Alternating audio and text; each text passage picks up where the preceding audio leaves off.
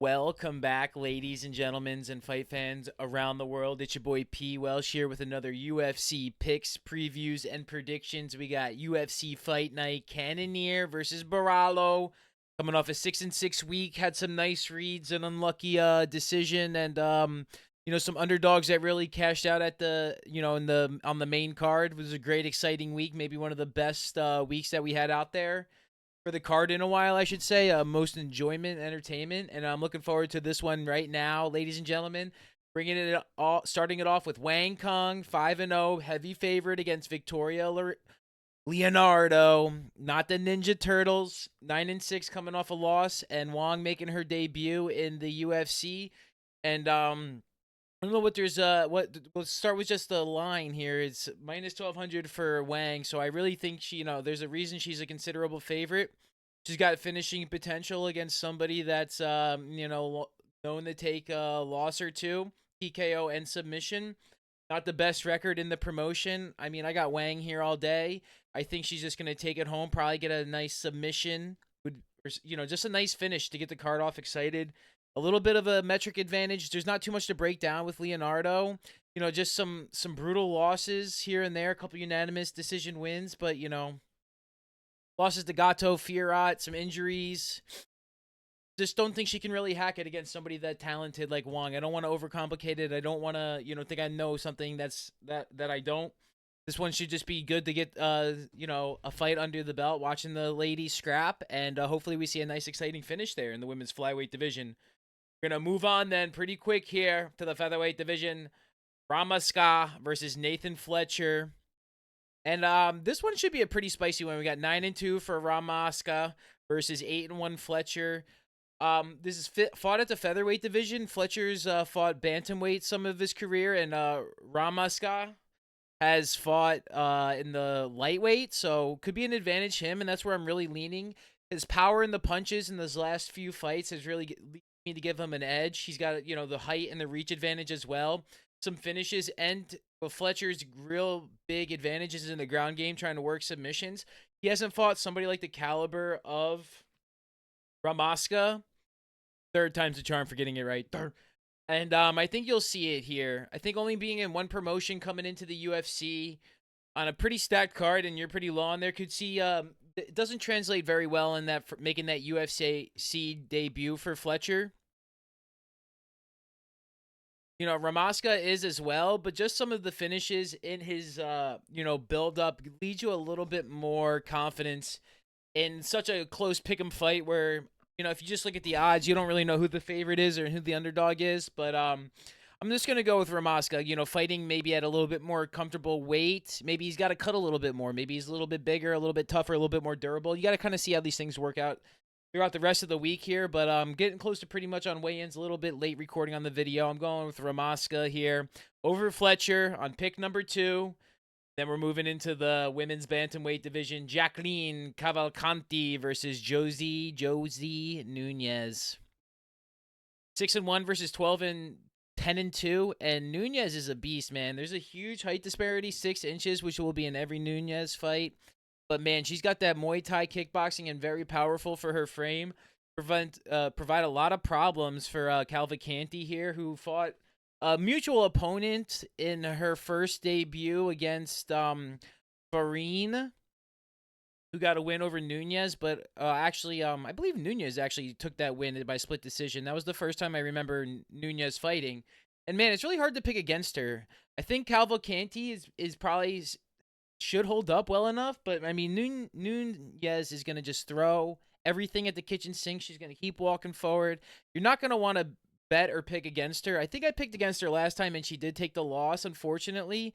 And it's really hard for me to want to pick Cavalcanti again, just because I really feel like at some point, Nunez, just her height is such a disadvantage that she could just get taken into a bad position, grappled, wrestled, and doesn't necessarily have the proper leverage to get off. But in a striking competition, she is absolutely could be the superior fighter in this matchup. Man, I'm just going to go leaning Cavalcanti here, but I wouldn't be surprised if Nunez is a nice live dog here. Absolutely. I think most people would agree. I really should go out on a limb, but let's go with Cavalcanti here.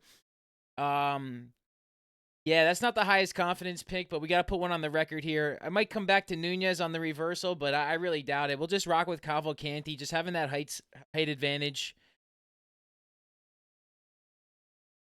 We'll see what happens, ladies and gentlemen. Moving on into the lightweight division. Borralho versus James Lotti Top 7-4-1 coming off a loss. Borralho got pummeled by Chase Hooper.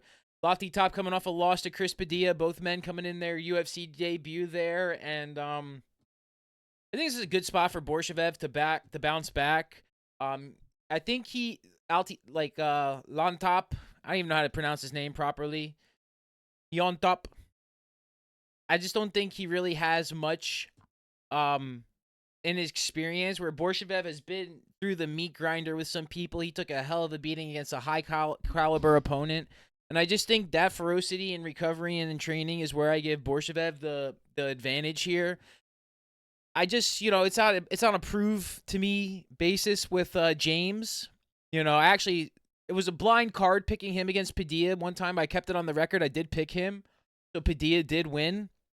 But I just think Borralho has a chance to just kind of maybe just not fight as good as an opponent as somebody like Hooper, who's climbing the rankings, and get somebody that's very new to the promotion. I got Borralho here, maybe by finish. Let's see, James, can you get it done? We're about to find out on Saturday night, ladies and gentlemen. We'll keep it short and sweet on there. Got another big advantage card. Zachary Reese in the middleweight division against Jose Daniel Medina. 7-1 versus 11-3. Reese coming off a 20-second KO against Marquez, who gives you performances like that. And Medina coming up from, says, like the lightweight or light heavyweight, so he's kind of cutting a little bit more, which could be an absolute problem for Reese, who's not the biggest guy. He's a very tall guy, but he doesn't have that large frame that somebody coming down from light heavyweight might have to deal with. I worry about that being here, but I think Reese is going to have a speed and power and explosiveness to hopefully overcome it. I'm not going to let the Brundage TKO stoppage pick me from not having confidence in Reese. Even though a 20-second KO is good for the confidence, it's not necessarily good for the belief meter. As in, like, yeah, you finish a guy in 20 seconds, but were you really tested? Did you really have to go through the metal? How was your training afterwards? But the bettors have Reese as a big favorite here. I'm going to back him as a big favorite with that experience against another debutee coming in there. Again, kind of moving down from light heavyweight to middleweight. Let's see how that shakes out for Medina here. And let's see what Reese can really put in there. I expect a nice class performance from a prospect, and hopefully start living up to the hype instead of someone like Quinlan and Koulibaly, the Joshes, who kind of were high tide of prospects. Let's see if Reese can keep building on that. Let's see him get him a nice, exciting win. Maybe use some of his grappling techniques, get a nice guillotine finish if Medina just keeps walking forward. Could be something to see. Very excited for Reese. I think he's got a lot of potential, and we should see another cracker of a fight between that gentleman. And let's go, boys. Moving on into the featherweight division. Dennis Bajuka, 12-4, coming off Francis Marshall, 7-2. Pretty similar on the metrics. A little bit of a reach advantage for Marshall here. And what do you want to say? Let's start with Dennis here. I'm kind of a big fan of where he's kind of recovered after a couple tough losses to Woodson and Jamal Emmers.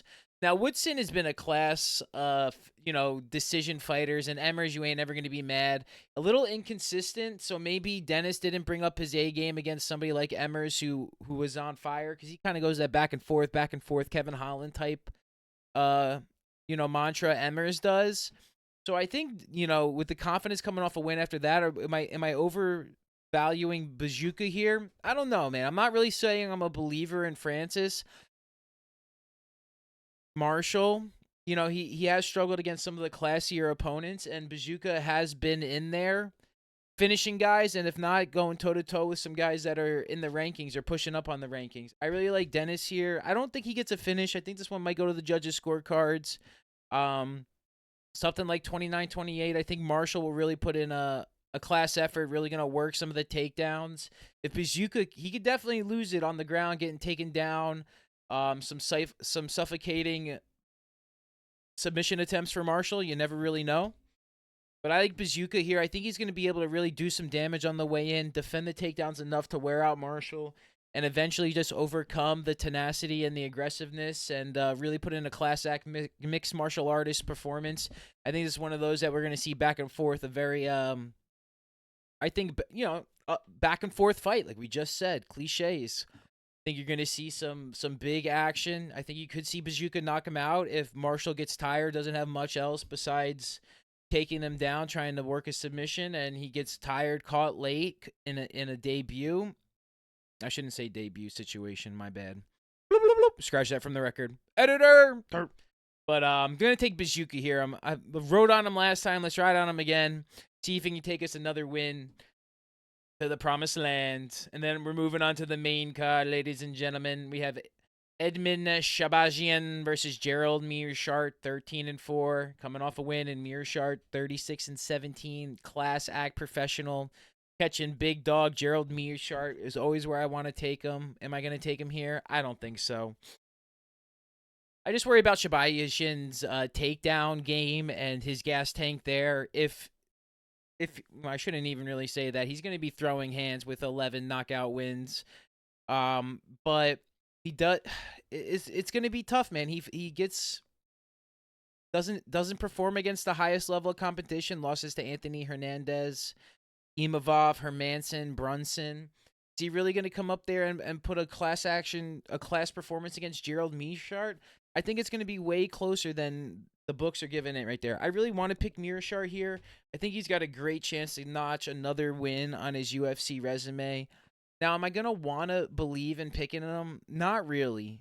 Not really. Just because he goes back and forth, knockout by Joe Feiser, decision loss to Andre Petroski. That's where I really remember Mearshart maybe getting taken down, handled. But that being said, man, my man is always willing to step into the octagon. He's not going to be afraid of anybody. He's absolutely a live dog in this.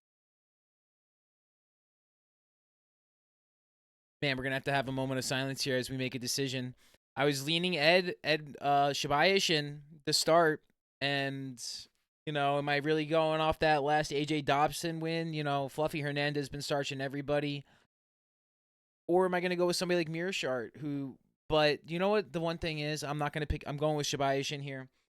I think I saw this recently in the same kind of trend of fighters. If this guy heavy-handed starts getting punched, and he's got no recovery for it, which Mearshart might be able to try and control the distance a little bit as he's planning, work some kick game, maybe some submission attempts if Shabazian gets very overzealous, which, it's always the fight game. It always could happen. You never know. But I'm just expecting Shabazian to do big damage, get Mearshart off his game, and look to finish this maybe in the second to third round after a warrior effort from Mearshart, trying to time it up, work the better of the combinations, work the octagon, do his absolute veteran performance. But at the end of the day, I think I'm going to take Shabazian here, as much as I want to take Mearshart. But we're going to just take the pure power to just get by the older head, the one he might just have compromised chin slightly from all the practice of getting punched in the face. Let's take Shabazian on the official picks. Then the welterweight matchup. In my opinion, this is a very exciting matchup. Neil Magny, 29-12, coming off a win versus Michael Morales, 16-0. Man, Morales has just an incredible athletic. He's very athletic for the fight group. I think Neil Magny is a great chance to test him as hard as he's been tested in his career. I think the books are disrespectful to Magny right here, and they kind of remember fights longer ago than his last one against Mike Mallet, another high-level prospect that came in there. Now, is he a little bit, they're both Michael. Is Mallet as big as Morales? No chance. Morales is a natural welterweight, where Mallet is, lightweight, welterweight, one of those guys that would fit really good at 165. Magny only loses to killers, guys like Burns and Gary. And that's why I think he actually goes down to Morales again, because Morales is actually one of those killers in the welterweight division. You can match him against Prates after this. You can match him against so many people. I think he's got a great chance to be in the rankings after this fight. I think Morales is going to be one of those guys that with a big finish is going to vault himself into... People are not going to want to be calling his name, and they're not going to want him calling their name. I think Magny is a live dog here, absolutely, at the number that they give us to. Absolutely foolish to think that he doesn't have the potential to take it to the judges' scorecard, make it a real nasty, dirty, nasty fight, right? Get my guy Morales bloodied for the first time, beat up, thrown off his game plan. You know, when you get punched in the face, the game plan changes. It's something that I really think is on the books here for Magny, but he's on an absolutely and you need to prove it situation just because, you know, are you really gonna want to pick against somebody like Morales? And that's absolutely no.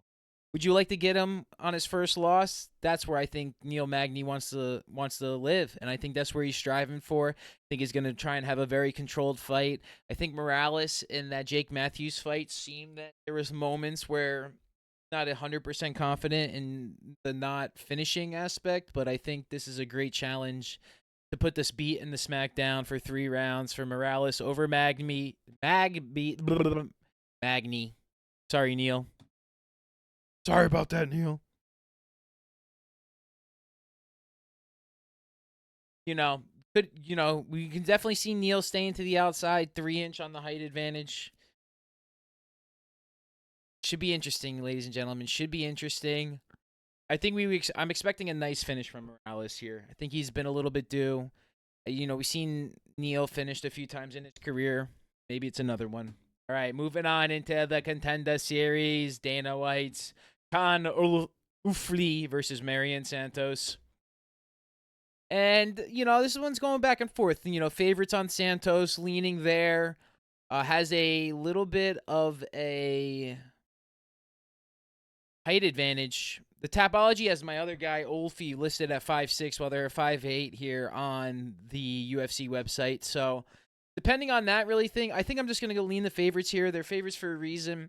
I haven't really watched too much of the Contender Series, so I'm just going to be leaning Santos here. I think a slight edge on the height. I think the power difference that you can bring against in that division, if you can overwhelm and overpower them, that's definitely your road to victory.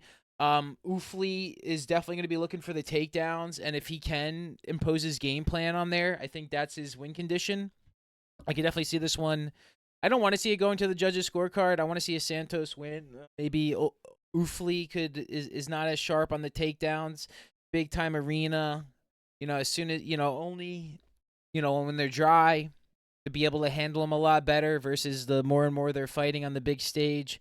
Keep it short and sweet. I'm going to take Santos here. Let's hope he gets the job done. Same with the second fight. Not going to think too much about it. Ryan Loder, 6-1 versus Robert Valentin. I want to take Valentin here.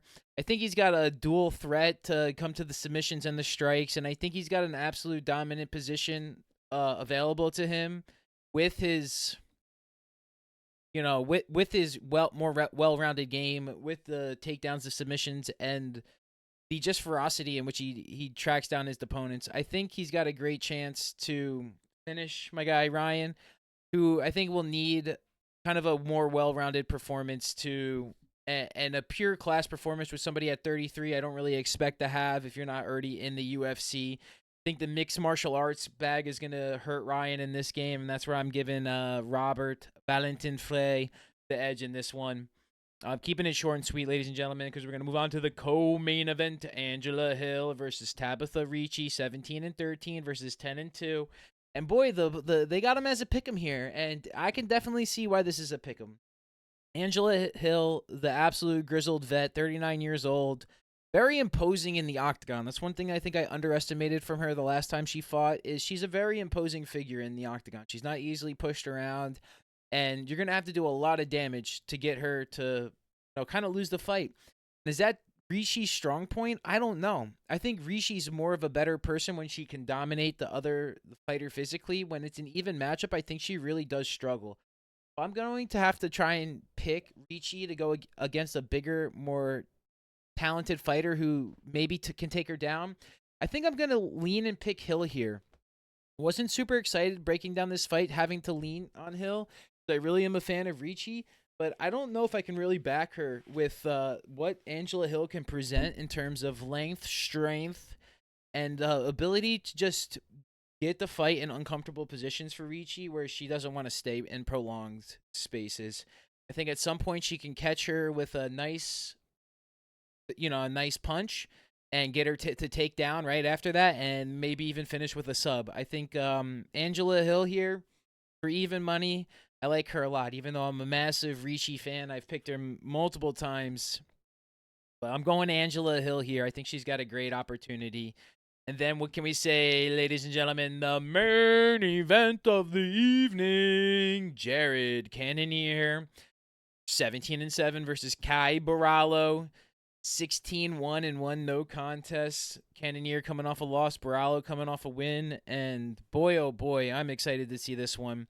5 rounds is going to be a real challenge for Borralho, and I don't think this is one of those. I mean, it very well could be one of those contenders and gatekeepers where Cannonier has been in these 5-round slobber knockers before, and Borralho might not be able to do much after the third into the 4th and 5th rounds, but Cannonier had the stoppage against Imavov. That was a little premature, but he wasn't looking his finest that day. Man, it's a long time ago that I remember Sean Strickland, filling in for Cannonier and Cannonier winning. Seems like a long time ago since that fight happened, and there is no way I'm picking against Borralho here. My man has looked like an absolute killer in there. A little bit of a reach advantage. I think he's going to have the speed advantage. I think he's going to have the combo advantage. I think Cannonier is one that has to really matriculate the fight in his own pace, and somebody like Borralho is just not going to let you do that. He's going to make you feel uncomfortable. He's going to be swinging leg kicks if you're just going to stand there at the outside and try and time in combos. I think he's got a good jab and can do a lot of power. He's got some ground game capabilities as well, and I think the Fighting Nerds put another one on the board here, ladies and gentlemen. Chai Borralho over Jared Cannonier. Unfortunately, 40 years old, the main event. After, not looking so hot in the last one, I'm not going there, man. I really like Borralho here. I really think he's got an absolute finisher of the game. I think even if he doesn't, he can just control the fights to where he wants to get them. And what you're gonna do to him, he might want to go 5 rounds to get the decision. They'll get no finish. He wants to get. I know he personally wants to finish, and I think 5-round, decision is not exactly what you're looking for in a fight, because then you're taking a lot of damage. You want to get out there and not, do too much. But I think it's going to be another slugfest.